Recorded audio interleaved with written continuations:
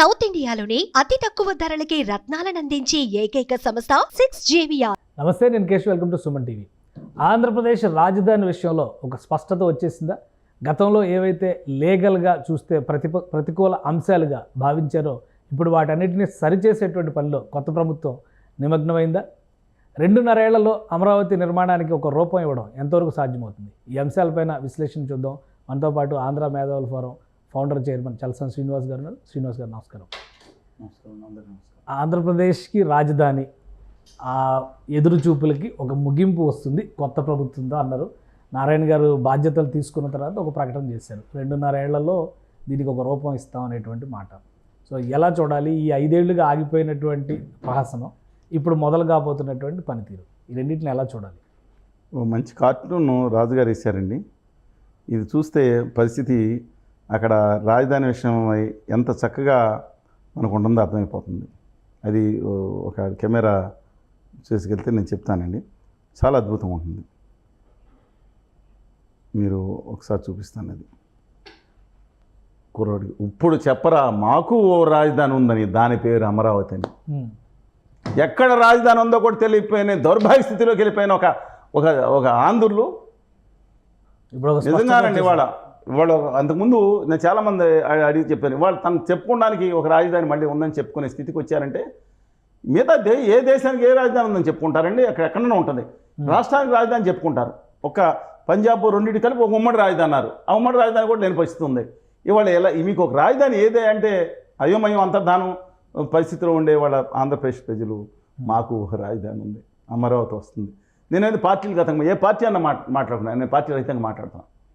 అమరావతిని ఆ రోజు నుంచి ఈ రోజు ఒక మాట మార్చలేదు కేశవ్ గారు.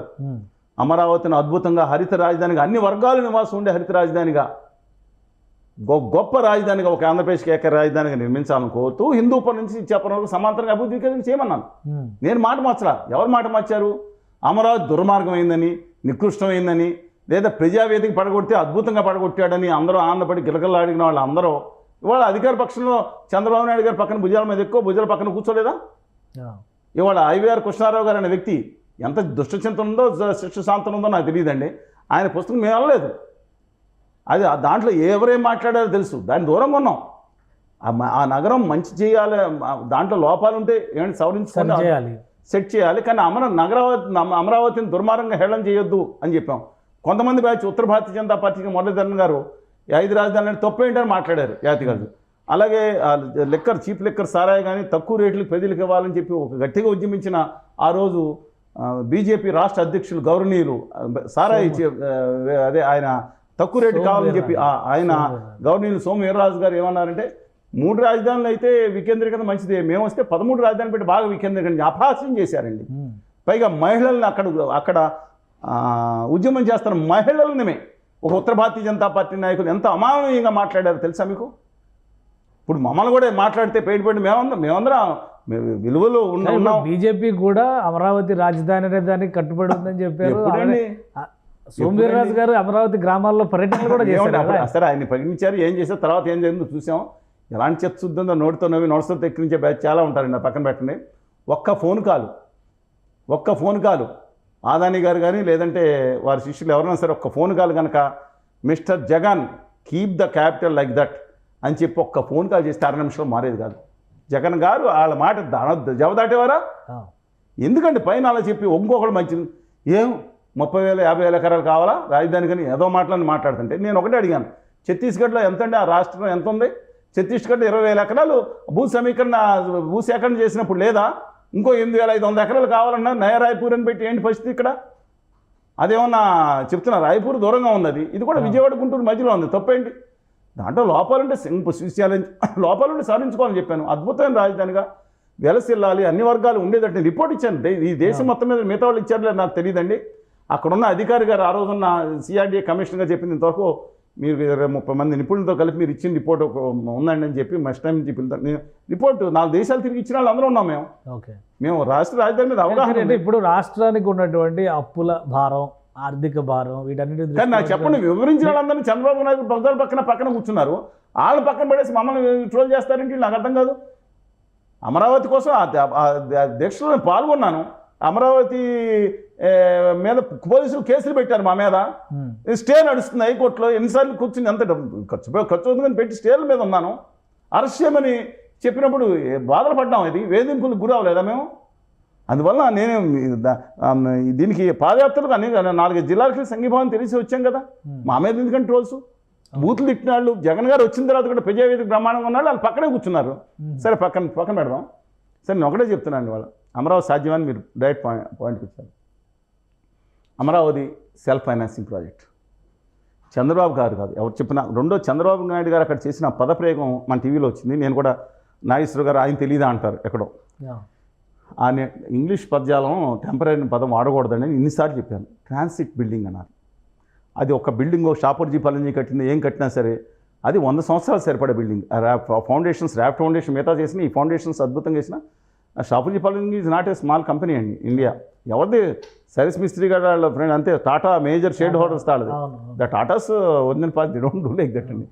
అలాంటిది తెలంగాణ సెక్రటరీ కట్టింది కూడా ట్రాన్సిట్ బిల్డింగ్. దాంట్లో ఓ చోట నీళ్ళు వచ్చి తెలంగాణ సెక్రటరియట్లో కూడా విలేకరుల దగ్గర నీళ్లు ఏమైంది, పైప్ లైన్ బ్లాక్ అయితే నీళ్ళు వస్తే దాన్ని తోడతంటే పోయింది కదా అని ట్రోల్ చేశారు. అక్కడ కూడా గ్యాప్ ఫిల్లింగ్లో ప్రాబ్లం వల్ల ఒకసారి నీళ్ళు వస్తే దాని గురించి అదేమన్నా రెక్టిఫై చేస్తారు ఒకసారి వర్షం వస్తే. అలాంటిది ఆ ట్రాన్సిట్ బిల్డింగ్ అని చెప్పాల్సింది. అందువల్ల రిమార్కబుల్ డెవలప్మెంట్ మైనస్ పాయింట్లు ఉంటాయి. అక్కడ రైతులందరికీనండి ఆల్రెడీ జియో మ్యాపింగ్ అయిపోయింది సింగపూర్ని కంపించి ఇంచి. అక్కడ ఏమీ లేదు. అక్కడ రియల్ ఎస్టేట్ సూపర్ బాస్ ఎక్కడ మీరు ప్రపంచంలో ఎక్కడేమైనా వేసేస్తారు. ఆస్ట్రేలియా కూడా రియల్ ఎస్టేట్ అటు ఇటు ప్రొక్కర్లు ఇలా తవ్వేసి మధ్యలో ఇదేసి కంకర వేసేసి ప్లాట్ నెంబర్ పెట్టి అమ్మేసేవాడు. ఇందుకు తెలుసుగా మీకు. అలాంటి వాళ్ళకి 300 మంది ఉంటారు. మీరు వేయండి అంటే 4 నెలల్లో ఎవరి ప్లాట్ వాళ్ళకి అయిపోయి ఉండేదండి అద్భుతంగా. అది చేయటం అందులో లోపం జరిగింది. I'm not denying that. కానీ ఇవాళ మళ్ళీ తిరిగి కళ సాకారం ఏదో వచ్చింది. దానికి నారాయణ గారు అందరూ 48,000 కోట్లు ఎంతో చెప్పారు. స్టేజ్ ఫస్ట్ ఫేజ్ మొత్తం ఆల్రెడీ 9,000 కోట్లు ఎంతో ఖర్చు పెట్టడం జరిగింది. మిగతాదని చెప్పారు. డెఫినెట్గా నేను అనుకుంటా ఉన్నాను అది 2 ఏళ్ళైనా 3 ఏళ్ళైనా సరే అది సరే నిధులు సమీకరణ చూసుకోవాలి, సాధ్యమవుతుంది. కానీ ఇప్పటి వరకు టెక్నికాలిటీస్ విషయంలో అమరావతి రాజధాని అని ఎక్కడా కూడా గెజిట్ ఇవ్వలేదు.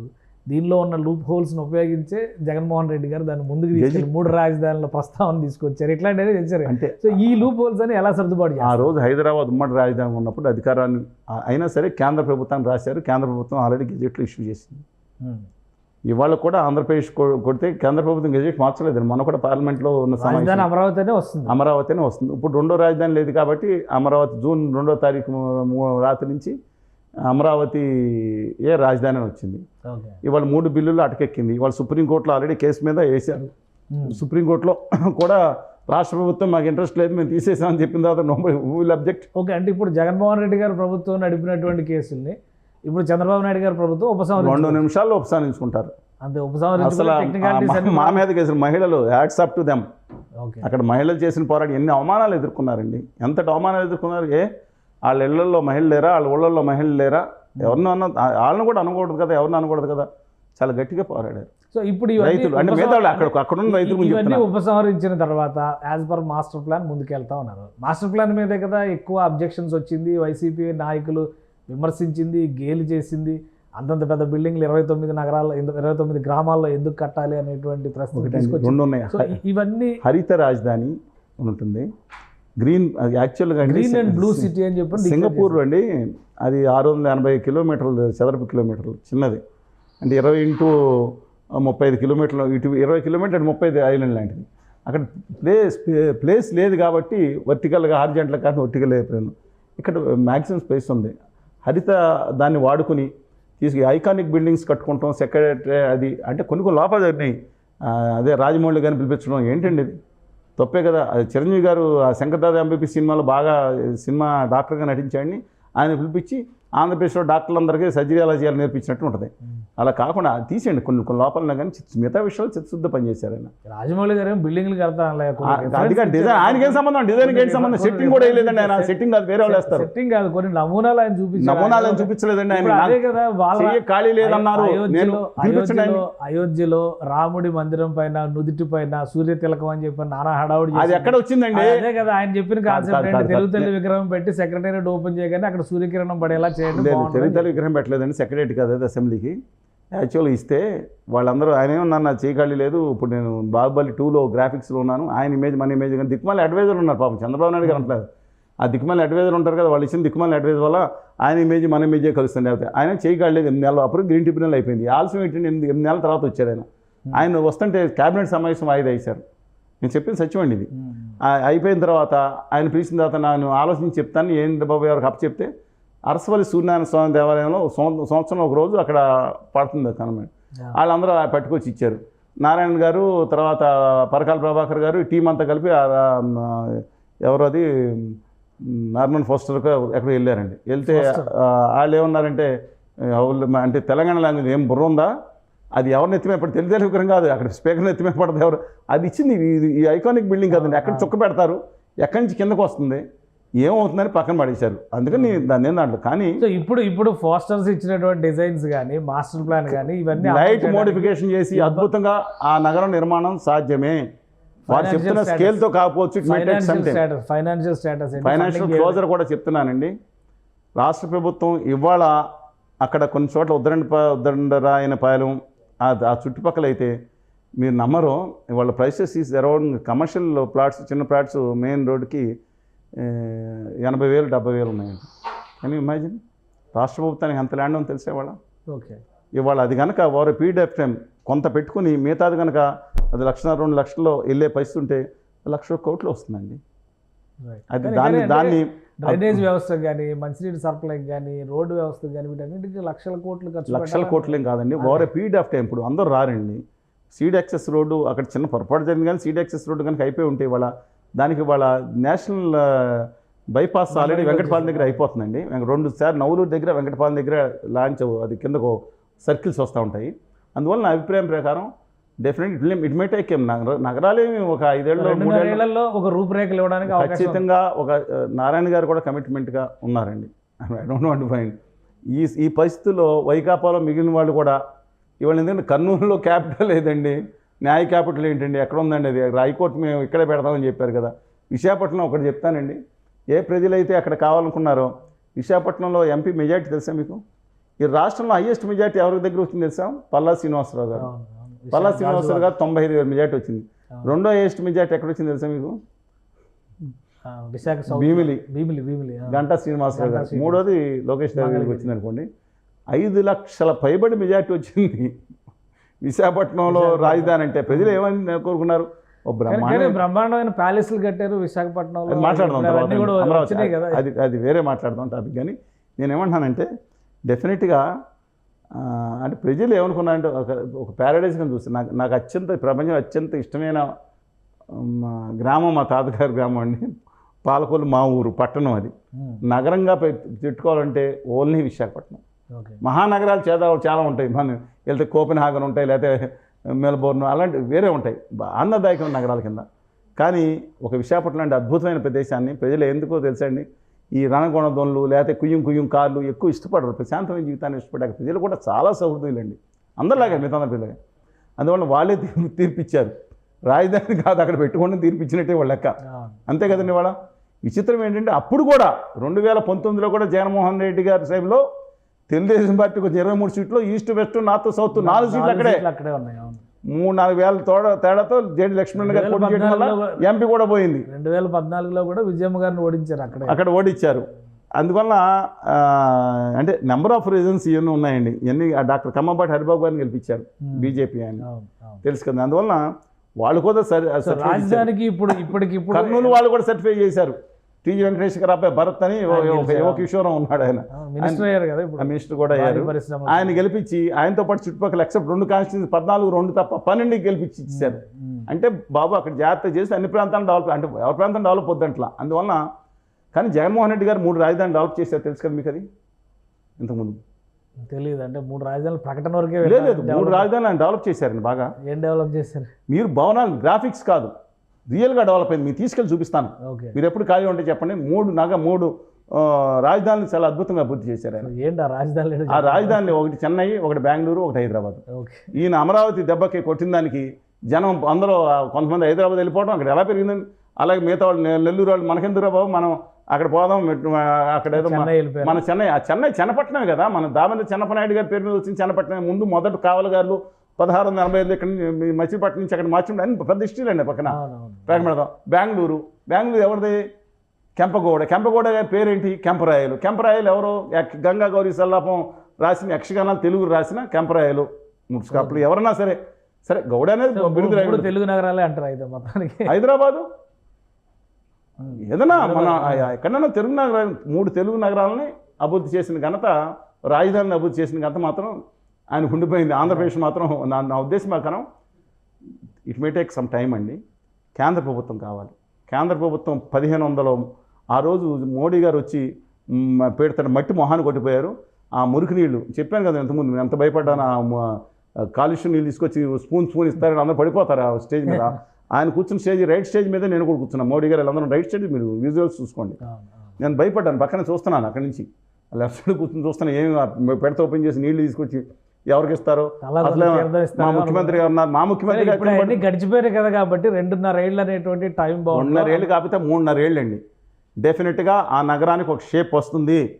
ప్రజలు స్వచ్ఛందంగా కూడా ఎంత ఆనందోత్సవాలతో ఉన్నారు చూడండి వాళ్ళ. కాకపోతే నా ఉద్దేశం అంటే మై హంబుల్ రిక్వెస్ట్, నా రిపోర్ట్ మళ్ళీ పరిశీలన తీసి బూజు పెట్టి మరి చంద్రబాబు నాయుడుకి చూస్తారు. మళ్ళీ అది దిక్కుమాలిన అడ్వైజర్లు, కొత్త అడ్వైజర్లు ఎవరు ఇచ్చారు నాకు తెలియదు. బట్ ఒకటే చెప్తున్నానండి, మొన్న జరిగిన దాంట్లో శ్రీకాకుళం నుంచి అనంతపురం వరకు మీరు ఒక్కొక్క అక్కడ కూడా ల్యాండ్ అలాట్ చేసి, పక్కన ఇంకా ల్యాండ్ చాలా ఉన్నాయి, పూలింగ్ ఇవ్వడానికి సిద్ధంగా ఉన్నారు. ఇంత ఆధునిక రీతిలో కాకుండా తర్వాత డెవలప్మెంట్ ఛార్జీలు 4000 3000 రూపాయలు పెడితే అక్కడ ఒక్కొక్క జిల్లా నుంచి కూడా 500 మంది లేకపోతే 5000 మందికి ఇస్తూ ఉంటే అన్ని వర్గాలకు నివాసం ఉండే అల్పాదాయ వర్గాలు మేము రిపోర్ట్ ఇచ్చాం. దాంట్లో సింగపూర్లో లో ఇన్కమ్ గ్రూప్కి ఎలాగ ఇస్తారు, ఇవన్నీ కూడా చూసుకుని అందరికి కనుక ఇస్తే మిగతా వర్గాలు కూడా మన భాగం చేసుకోవాలండి. అందరినీ అన్ని ప్రాంతాలని సమ్మిళితం చేసుకోవాలి, అన్ని వర్గాలు చేయాలి. హరిత రాజధాని కింద ఆ ప్లాన్స్ ఆడుకునే చిన్న సజెషన్స్ చూపించాం. అందులో కొంత పాజిటివ్ హ్యాపీనెస్ ఇండెక్స్ అనేది ఇచ్చినప్పుడు పాజిటివ్గా తీసుకున్నారు చంద్రబాబు గారు. అలాంటివి తీసుకుని వెళ్తే ఆ నగరం ఒక గొప్ప ఆంధ్రప్రదేశ్ రాజధాని నగరమే కాదు, దేశం మొత్తం మీద ఈ 22nd జనరేషన్ అంటే 21st 2024 వచ్చి ఇంకో 76 సంవత్సరాలు ఉంది. మనం ఎలా తొందరగా వెళ్ళిపోతాం. కానీ నగరాలు అనేది ఇవాళ కోసం రాదండి. 50 దాటేసరికి అమరావతి కాదండి, 22nd సెంచరీకి కూడా ఆధునిక నగరం కింద, అద్భుతమైన నగరం కింద అది వర్ధిల్లాలని ఆశాభావం వ్యక్తం చేస్తున్నాను. రైట్, థ్యాంక్ యూ శ్రీనివాస్ గారు, మీ అభిప్రాయం తెలియజేసింది. ఇది అమరావతి నిర్మాణానికి అన్ని పరిస్థితులు అనుకూలంగా ఉన్నాయని చలసాని శ్రీనివాస్ గారు చెప్తున్నారు. గతంలో జరిగినటువంటి పొరపాట్లను సవరించుకోవడం ద్వారా కనీసం 3 నుంచి 3.5 ఏళ్లలో అమరావతికి స్పష్టమైనటువంటి రూపురేఖలు ఇవ్వడం ద్వారా అన్ని వర్గాల ప్రజల్ని అందులో భాగం చేస్తే ఇది అందరి రాజధాని అవుతుందని సూచిస్తున్నారు. ఇది special discussion. Keep watching. Suman టీవీలో మీ పర్సనల్ అండ్ బిజినెస్ ప్రమోషన్స్ కోసం కింది నెంబర్కి కాంటాక్ట్ చేయండి.